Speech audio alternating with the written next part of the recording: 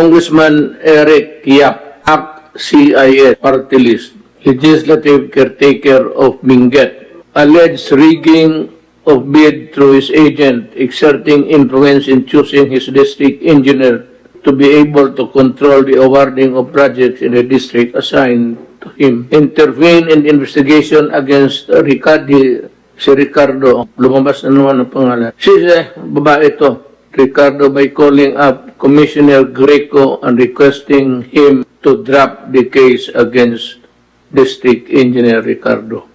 Alam mo, by just mere calling, that simple call can send you to jail. Ano yan eh? Punishable by Republic Act 3019, Anti-Graft Law.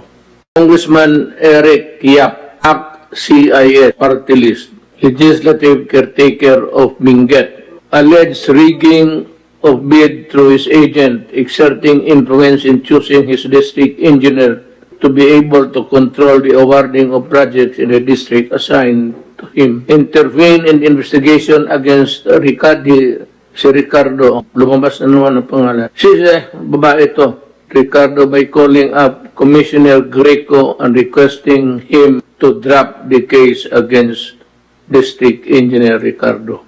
Alam mo, by just mere calling, that simple call can send you to jail.